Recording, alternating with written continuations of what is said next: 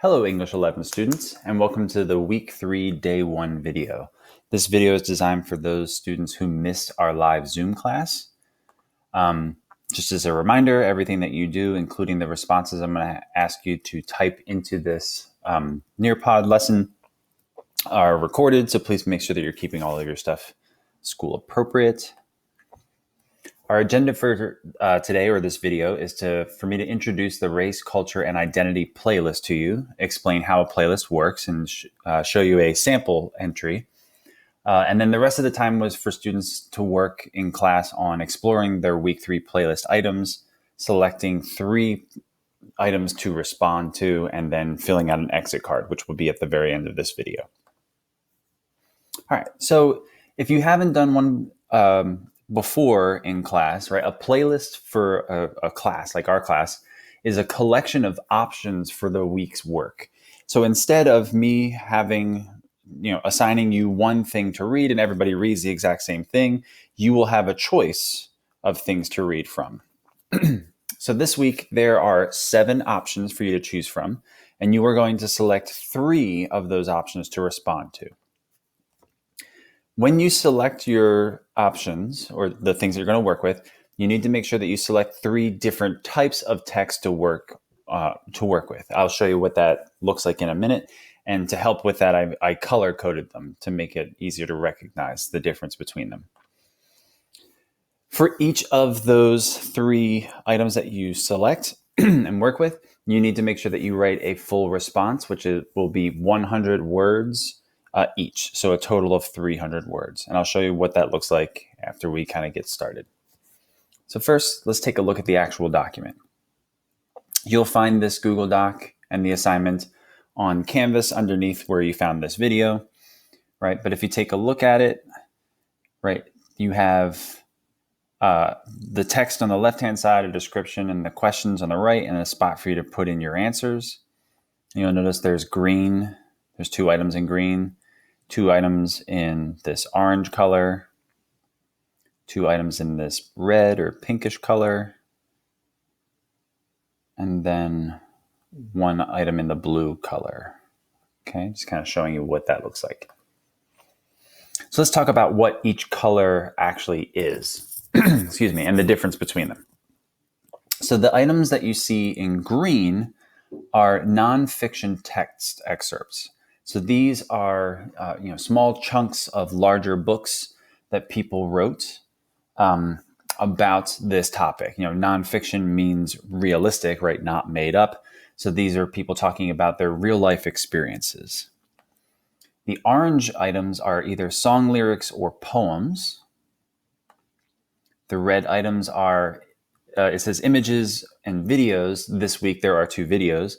And then the blue item is an audio file.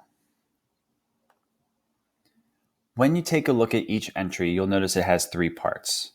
First, there's the link to the actual document, which you click, right, the hyperlink. There's a description of each item to help you figure out before you start reading, are these texts about, and what allows you to kind of decide which one are you more interested in after you read the description.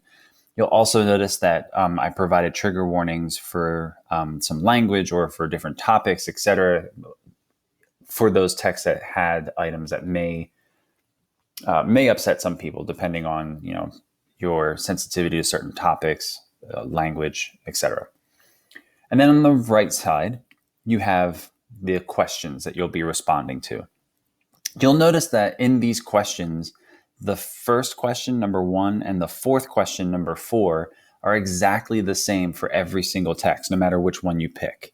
Numbers 2 and number 3 are customized to the text itself. And we'll kind of cover that when I get to the sample.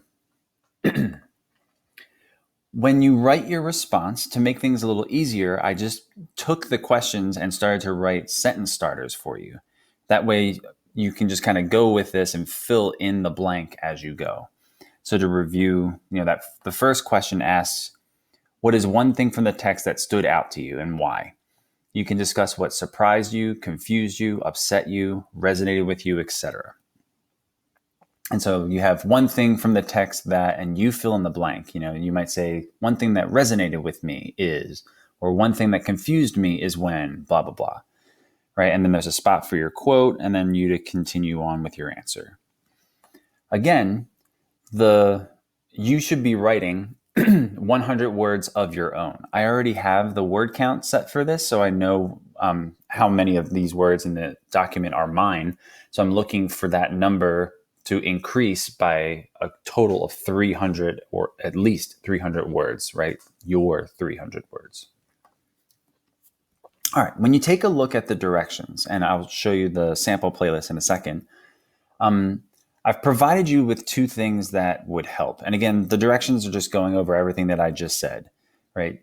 There are a bunch of different options that you have. They're all color-coded. You need to write a 100-word response to at least 3 of them. You need to make sure that you're using 3 different colors. And you need to make sure that, excuse me, that you use these resources that I give to you, right? I'm going to go to this one first, right? The sample response. If you click on that, it'll open another Google Doc that looks like this. And so I decided for the sample to use song lyrics. So I took the song America, You're Freaking Me Out by the Menzingers. And the description that I gave, right, is these are song lyrics written by Greg Barnett, who's a white man, and they address inequality in America today. As a note, in the song, Burnett makes a reference to Vichy, France, which was a city in France that collaborated or worked with the Nazis during World War II. The rest of France was trying to resist the Nazis as much as possible, but this one city in particular worked with them. Then when you look at the questions on the right-hand side, like I said, you'll notice the first question is exactly the same. What's one thing from the song that surprised you, upset you, resonated with you, etc.? Then the 2 questions that are customized to the song, right? What cultural issue influencing American culture sparked Greg Barnett to write this song? What, inspired Greg Barnett, or what was going on in American culture that kind of led to him writing this song? How does Greg Barnett's race and/or culture shape his place in American society? And then question number 4, and again, this is one that's the same for all of the text. It says, pick one important vocabulary word from the song. Define the word and explain how knowing its definition is important for understanding the song or the artist's message. Just a quick note. When I say pick one important vocabulary word, I don't mean a word that you don't understand. I just mean a word that is important and crucial, really, really important for somebody to know the definition of if they're going to figure out what is this person trying to say in their song or in their text excerpt or in their movie. Okay? So let's take a look at the actual song itself. Again, in this sample, right, which you get to by clicking on the link here, when you click on the hyperlink, it'll open in a new window, the actual text itself. So this took me to the website here. This website's really cool, right? There are parts here where when you click on this, it'll give you some people's ideas of what these lyrics might mean or references, etc. So you might want to use that to kind of help you go through the song as well. But let's just kind of read through the lyrics ourselves. America, You're Freaking Me Out by the Menzingers. On the lonely end of history, swinging and swaying to the murder mystery, rhyme and reason fled the crime scene of new penthouses next to tents in the streets. Oh, how do I steer my early 30s before I shipwreck, before I'm 40? Oh, ain't it a shame what we choose to ignore? What kind of monsters did our parents vote for? Lately, I feel like I'm in puppet Vichy, France, trying to teach the devil how to dance. To these sing-alongs of siren songs, to oohs, to ahs, to big applause, with all of my anger, I scream and shout, America, I love you, but you're freaking me out. Then he says ooh a bunch of times. Let's move on to the next verse. Driving through the Bible Belt, billboards claiming how Jesus felt, oh, how'd his words confuse themselves with cranks for Christians in powerful positions. I've always felt like all their pomp and circumstance is just cover for the devil to dance. To these sing-alongs of siren songs, to oohs, to ahs, to big applause, with all of my anger I scream and shout, America, I love you, but you're freaking me out. America, you're freaking me out. With all my anger, I shout, can't you recognize truth from clever lies? To these sing-alongs of siren songs, to oohs, to ahs, to big applause, with all of my anger, I scream and shout, America, I love you, but you're freaking me out. To these sing-alongs of siren songs, to oohs, to ahs, to big applause, with all of my anger, I scream and shout, America, I love you, but you're freaking me out. And then the song ends with a whole bunch of oohs. So this website also, or this song in particular, has a music video. So if you wanted to, you can watch that. You don't have to, but it may help to hear the song. But let's go back to the response, and I want to show you what my response looks like. Okay. And so in here, right, to make it a little easier for you to see the difference between the sentence stems, which were in blue, and then what I actually wrote in, I put it in a different color in black. So if we just read through the answers to those questions that I gave. One thing from the song that resonated with me, right, or that kind of made sense to me, or that I felt very similar to, is when the lyrics say, to the sing-alongs of siren songs, to oohs, to ahs, to big applause. This resonated with me because it's easy to just go along with the thing that everyone else is saying or doing. It's like a siren song, which is a song by an enchanted being that's trying to lure you to her so that she can kill you. It also resonated with me because if you repeat what everyone else is saying, people will praise you or applaud. If you say something they don't like, something that isn't easy to sing along to, then people judge you, which is harder to live with. The cultural issue influencing American culture that sparked Barnett to write his song is Donald Trump's presidency. Barnett even says, quote, "What kind of monsters did our parents vote for?"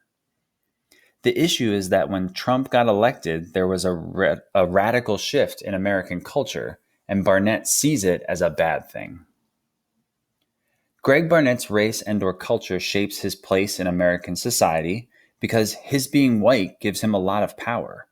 However, Barnett doesn't want to be on the wrong side of history by being just like all the other white men who abuse their power while trying to achieve the American dream. The fact that he is American and that America has a huge problem with racism is also impacting him.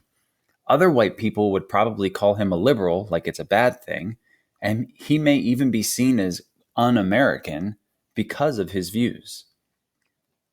An important vocabulary word for the song is Vichy France, which is a city in France that collaborated with the Nazis during World War II.